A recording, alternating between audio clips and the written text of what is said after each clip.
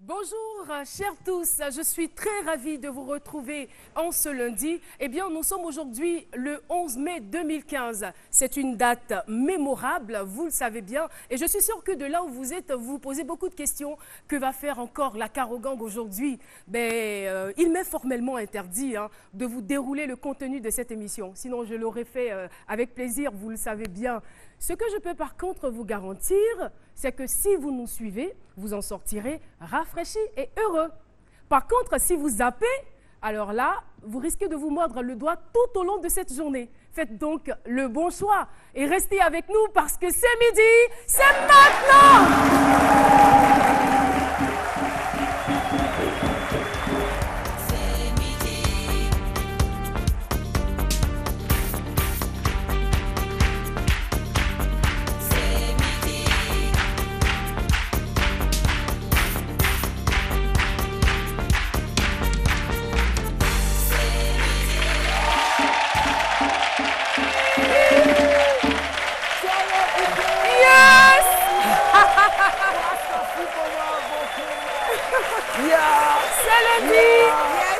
La semaine démarre en fanfare, nous sommes contents, il y a des percussionnistes avec nous, il y a le fameux public, fabuleux public, fantastique public. Oui, on est vraiment heureux et fiers de vous avoir comme public. Alors, aujourd'hui, autour de cette table, vous avez la ravissante Nessine Dri. Ja Rastafari, Philo, yeah, Piyaka, yeah,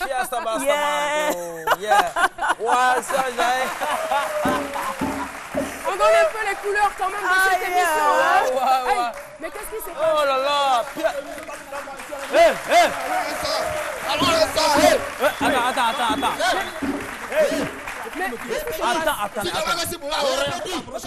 Attends, mais public, vous voyez tout ça et vous ne dites rien. Faut te calmer ou bien. On ne demande pas si la mouche derrière ou derrière. De toute façon, elle venait animer. Mais attends, pardon. Je vous connais, vous.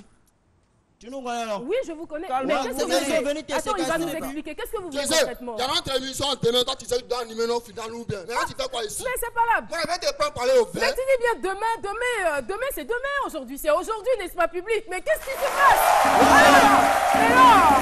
C'est ça, moi, je dis non, hein? Oui. Il n'a qu'à se calmer. Oui. On ne demande pas s'il y a mouche derrière ou derrière. De toute façon, tu vas venir animer ou bien, mon petit? C'est pas faux, il dit demain. Eh non, vous attendez, c'est quand vous promettez là, non? Vous savez c'est quoi? Vous savez c'est quoi? C'est une promesse. Donc, la vitesse d'une personne se distingue par rapport au danger qui le poursuit. Donc, venez demain, on va calculer votre vitesse. Alors, à 14 heures. Avancez. Population de Ndolikoro, du Moronou et d'Abidjan. Venez demain à partir de 14h. J'ai dit 14h. Vous ne payez rien d'autre que le transport. La salle, je me suis déjà occupé de ça. Le studio peut la mais vous rentrez. Si j'ai gagné même, je rembourse votre transport. Donc venez me soutenir. Voilà. Alors là, Philo, il va falloir expliquer tout ceci aux téléspectateurs. Ces 5 personnes, ce sont donc les 5 candidats retenus pour la finale demain à partir de 14h. À l'issue, bien sûr, de l'émission, surtout ne riez pas. Il y a un concours d'humoristes en herbe qui a été organisé sur plusieurs mois. Et la finale, c'est demain. Une finale à ne pas rater. Le studio, l'entrée est libre. Il faut donc effectuer le déplacement à Fréquence 2. Fréquence Jeune, c'est à radio, vous connaissez bien la RTI là, du côté du plateau, n'est-ce pas, Philo? Il faut les présenter. Il y a SMS, le chanceux, le modérateur, Prince Elbi le Grand Kali.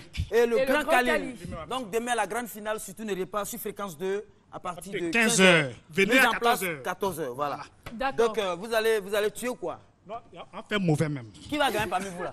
En fait, moi, mon papa m'a dit, quelles que soient les difficultés de la vie, de ne jamais baisser les bras. Donc, il sait qu'il a fait quelque chose. Donc, tu laisses tes mains levées comme ça. C'est que sinon, on ne parle pas trop. Celui qui voit sur l'oreille, là, il n'a qu'à s'approcher. Je sais!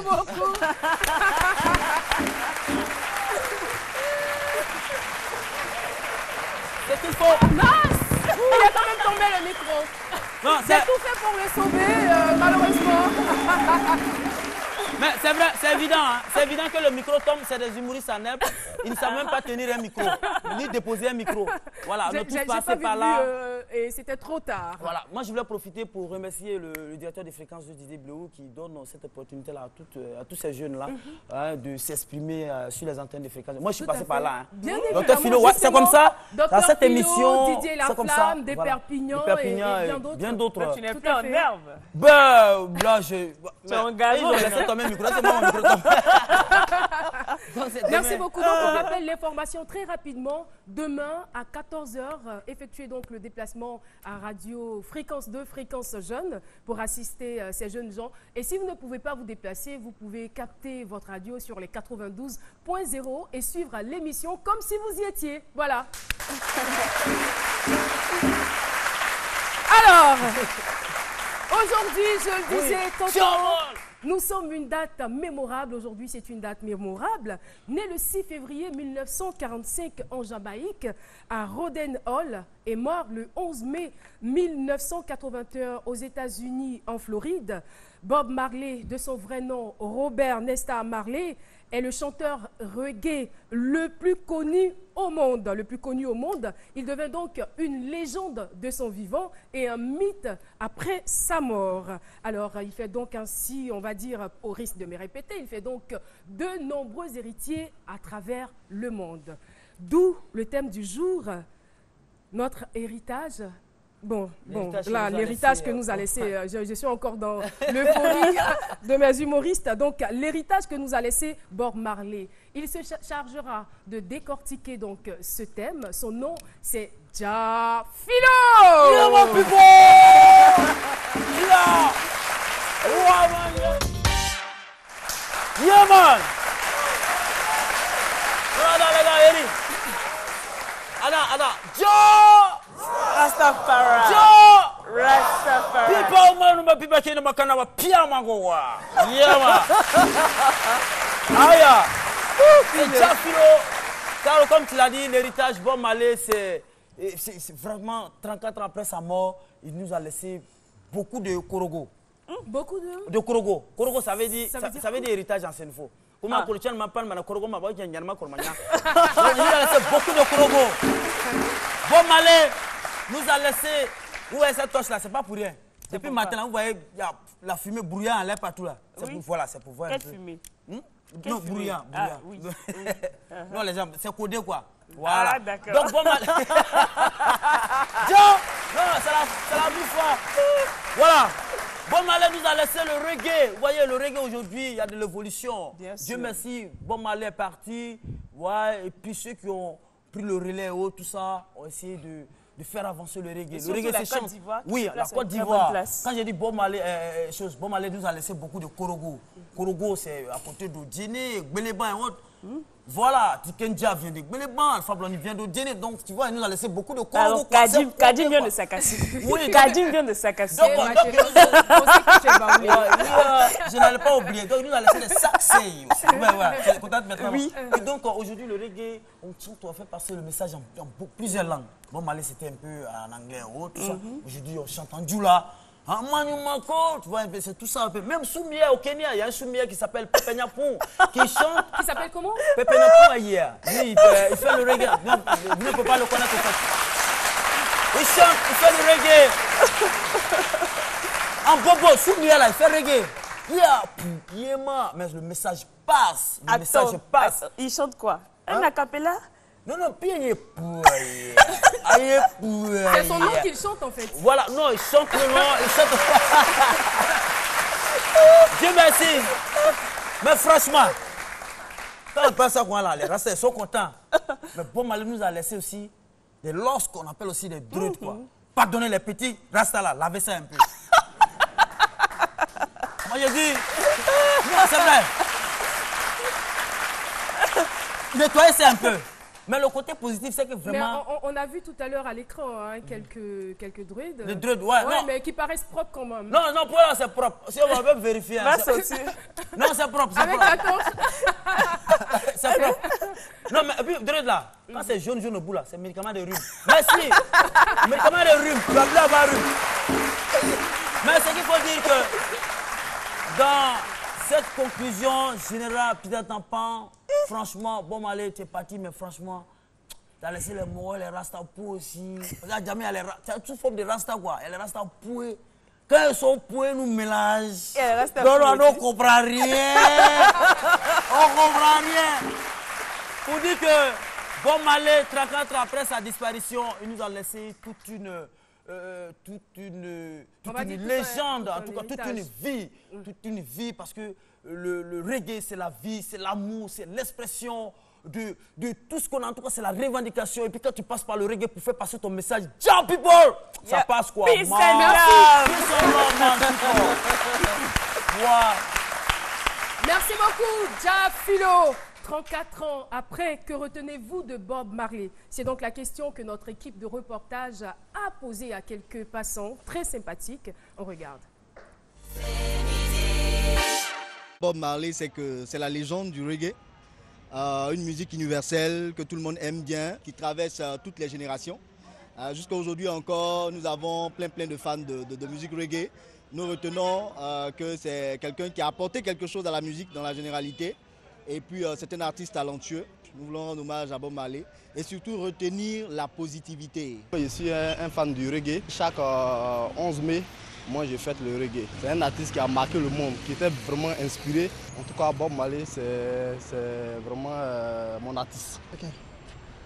Ce que je pense de Bob Marley, je ne suis pas fanatique, mais ses chansons sont agréables. J'admire ses chansons, c'est un créateur. Il a été aussi quelqu'un qui a propulsé le style reggae et même leur religion.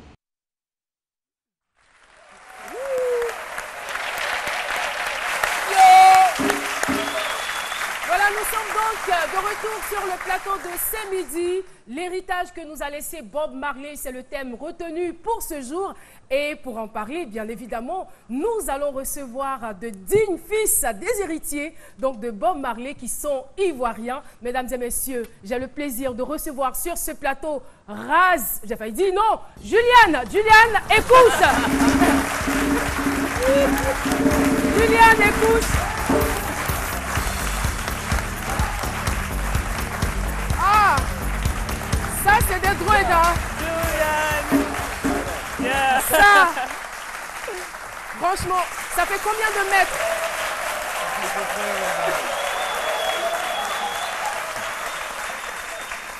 Combien d'années, combien de mètres? Ça fait 25 ans, ça fait à peu près 1m70. Waouh! Waouh! Et là, j'ai été un tout petit peu perturbée parce que pendant que je cherchais à vous introduire, je vois Ras Goody Brown faire son entrée et il est dans le public, on peut aussi l'applaudir. Voilà, c'est un bel hommage au reggae, c'est un bel hommage donc à Bob Marley qui est parti, je dirais, trop tôt. Couche, on vous souhaite la bienvenue sur ce plateau. Juliane, bienvenue aussi à vous. Merci beaucoup. Alors Couche, moi je ne sais pas, hein, pourquoi on ne vous voit plus sur la scène musicale? Pourtant vous avez fait rêver les Ivoiriens. Mais couche, couché. Non, je ne me suis jamais couché. Le Rasta ne se couche pas. Le Rasta, c'est un lion qui combat toujours. Dieu Rasta!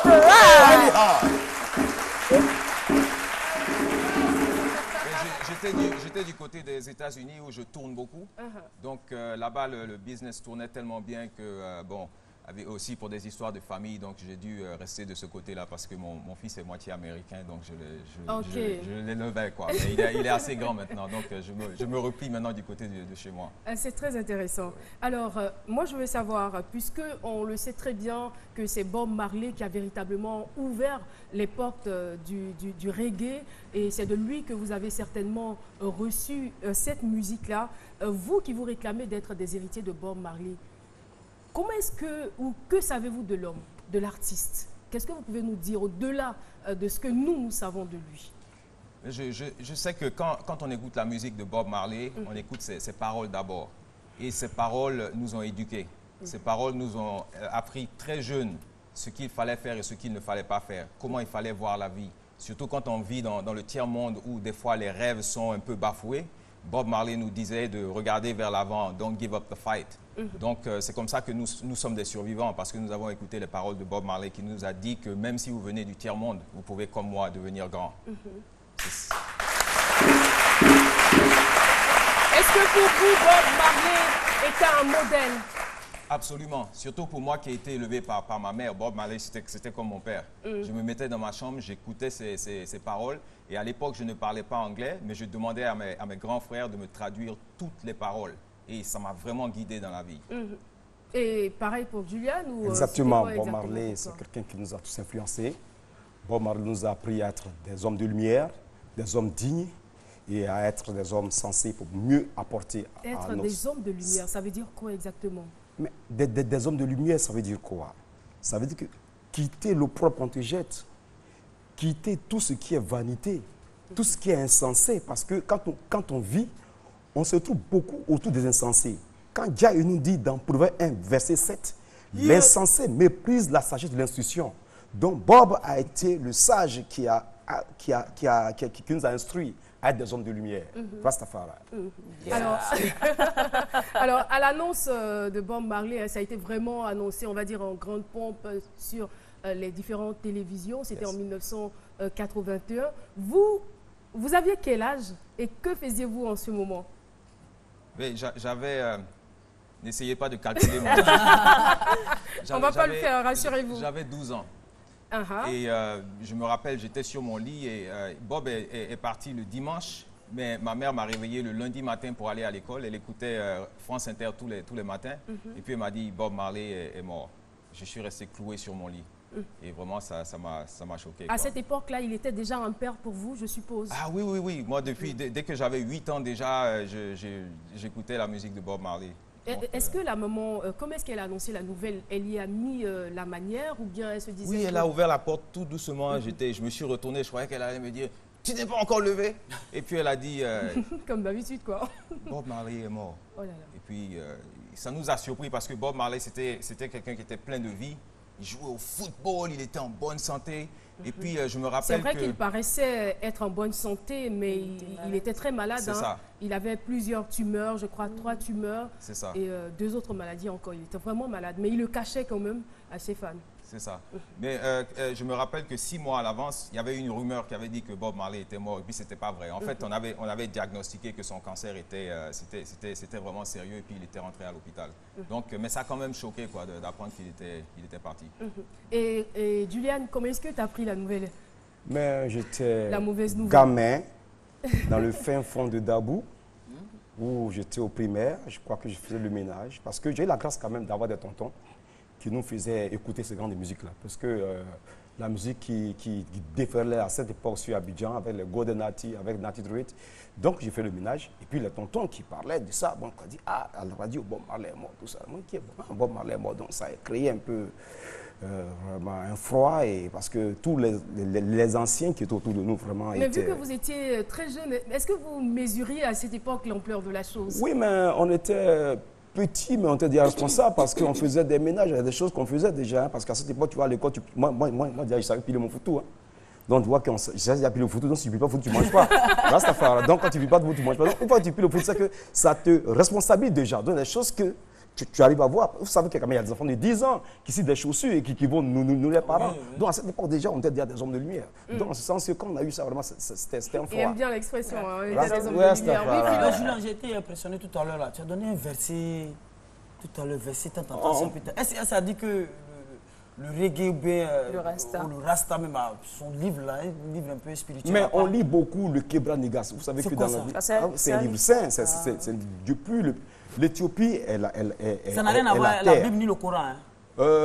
Ça a été la Bible a pris beaucoup du Kebra Negas. Vous voyez ça? Et puis, bon, on lit beaucoup la Bible, on lit tout sur des livres saints. La Bible est dans notre vie. Donc, la Bible est notre guide, on lit et puis voilà. Vous lisez tout alors? On lit tout. Mais il faut lire. Déjà dit, il faut lire. Parce que l'éducation est la clé du développement. Si tu ne lis pas, mais tu es enfermé. Il faut lire. Mon frère, vous savez que voilà, Rastafari. Moi, je vais me mettre dans la peau du profane, celui. Merci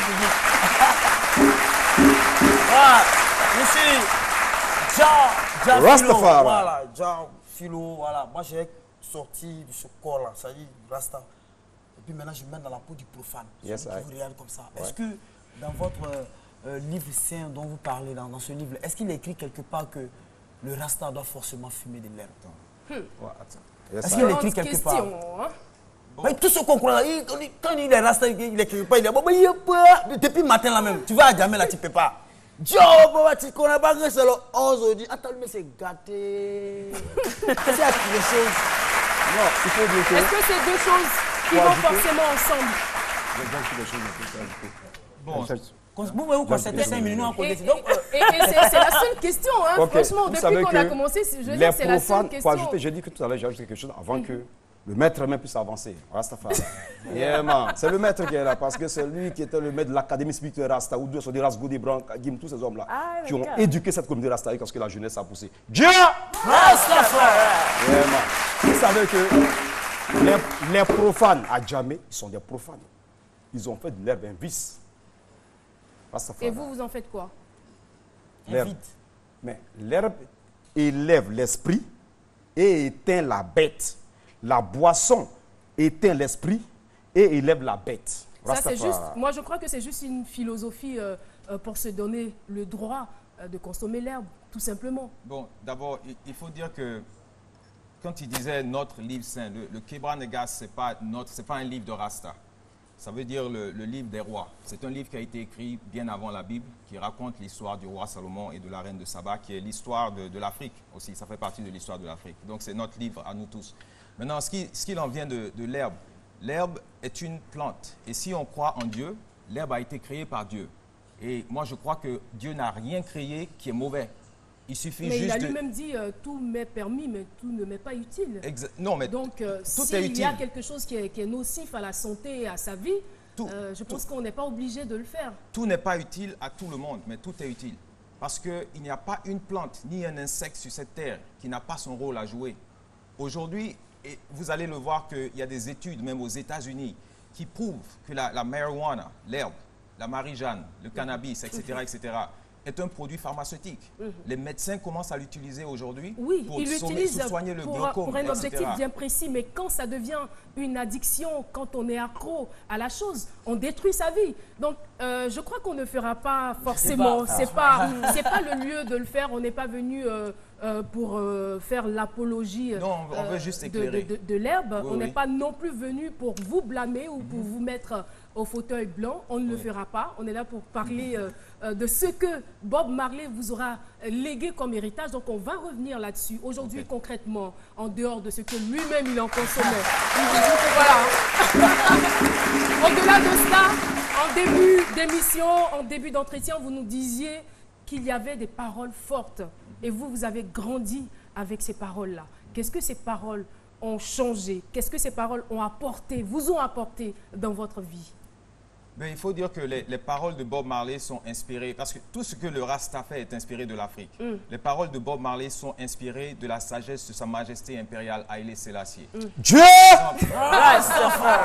C'est vrai, quand Bob dit « Emancipate yourselves from mental slavery, none but ourselves can free our mind ». Ça vient d'un discours de Sa Majesté Haïlé Sélassié. Donc, nous, les Rasta, Bob, pour nous, est juste un véhicule. Il ne représente pas le sommet de la philosophie Rasta.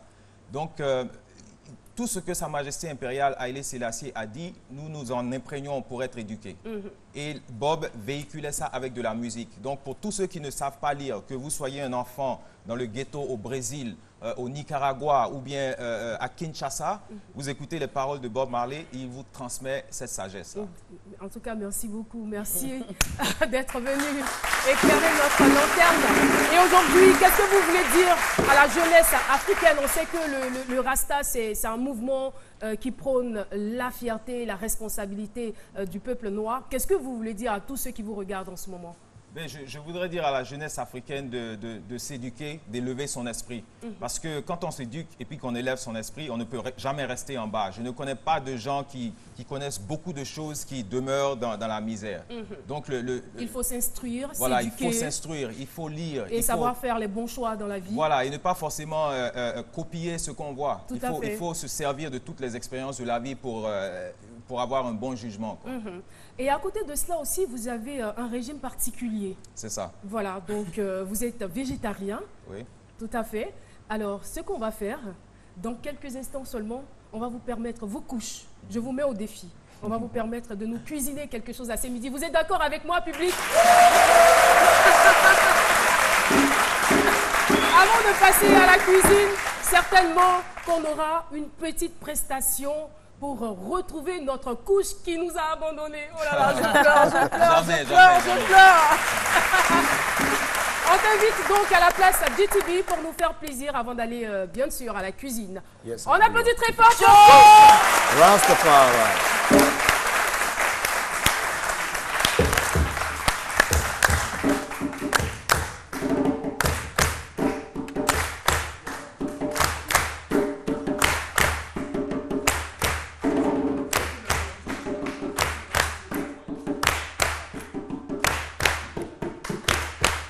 Assemblez-vous mon peuple, où que vous soyez. Admettez qu'autour de vous les eaux sont montées. Acceptez que bientôt vous serez submergés.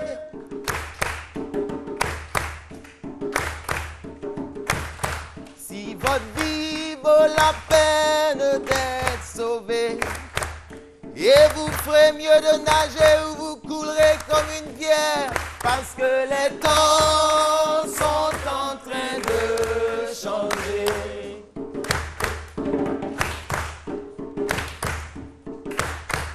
Venez ceux d'entre vous qui prophétisent et critiquent.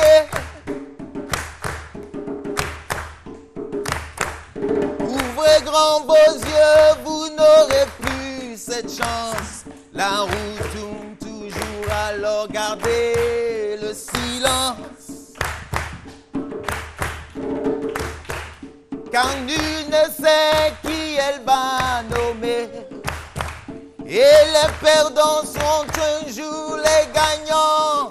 Parce que les temps sont en train de changer. Ouais. Rastafari. Ciao. Rastafari. Merci. Eh bien, les temps sont en train de changer. Nous retrouvons, vous ne vous asseyez pas, non, suivez-moi. On part à la cuisine. Yes, montrez aux téléspectateurs ce que vous savez faire. Alors, couche, c'est là que vous mettez. On applaudit très fort pour notre invité. Multifonction, on va dire, pluridimensionnel. Après nous avoir donc enseigné sur la vie de Bob Marley, sur l'héritage de Bob Marley, il a chanté, ce qu'il sait faire le mieux d'ailleurs. Et maintenant, il va faire la cuisine. Vous êtes un cordon bleu, il paraît. Bon, je ne peux pas dire ça de moi-même, mais je sais... un cordon vert. Je sais me faire plaisir et faire plaisir ceux que j'aime. D'accord, c'est très humble. Alors, qu'est-ce que vous avez décidé de nous proposer? Ben, j'ai fait de la nourriture Aital, le Aital food, comme on l'appelle chez les Rasta. Aital food. Ça, c'est Aital food. Aital food. Voilà, c'est la nourriture Aital. D'accord. Et qu'est-ce qu'il faut pour la nourriture Aital? Ben, la nourriture Aital...